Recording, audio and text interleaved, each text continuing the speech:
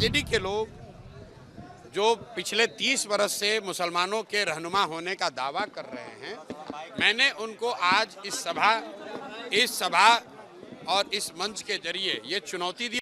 तुम पहले मुसलमानों का जिनका वोट लेते रहे हो 30 वर्ष से, उसका हक मारी बंद करो और हिम्मत हो तो उनको आबादी के हिसाब से टिकट देके दिखाओ।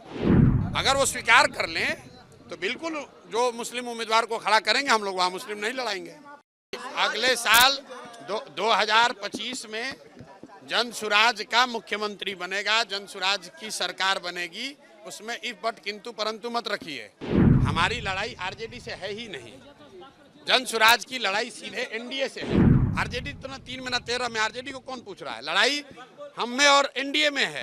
समाज के सभी वर्गों की भागीदारी उनकी जनसंख्या के हिसाब से देने की जो बात कही गई है, उसके तहत मुसलमानों की आबादी के हिसाब से कम से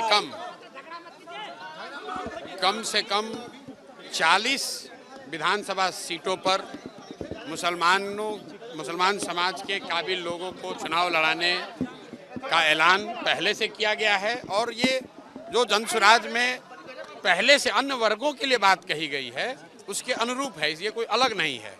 दूसरी बात जो मैंने कही आरजेडी वाली, आरजेडी के लोग जो पिछले 30 वर्ष से मुसलमानों के रहनुमा होने का दावा कर रहे हैं, मैंने उनको आज इस सभा और इस मंच के जरिए ये चुनौती दी और आपके जरिए भी कह रहा हूँ।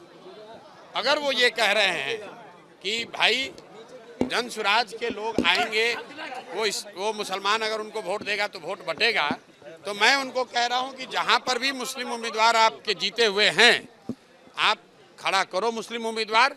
हम वहाँ मुस्लिम नहीं लड़ाएंगे, हम वहाँ हिंदू लड़ा लेंगे, कोई बात नहीं है। तुम पहले मुसलमानों का जिनका वोट लेते रहे हो 30 वर्ष से, उसका हक मारी बंद करो और हिम्मत हो तो उनको आबादी के हिसाब से टिकट देके दिखाओ।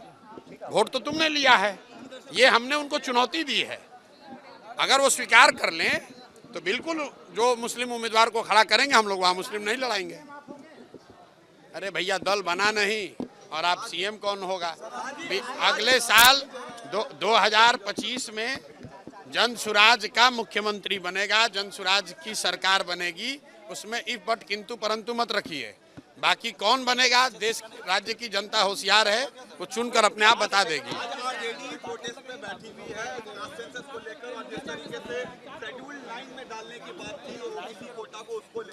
भाई, आरजेडी को जो करना है करे, हमारी लड़ाई आरजेडी से है ही नहीं, जनसुराज की लड़ाई सीधे एनडीए से है।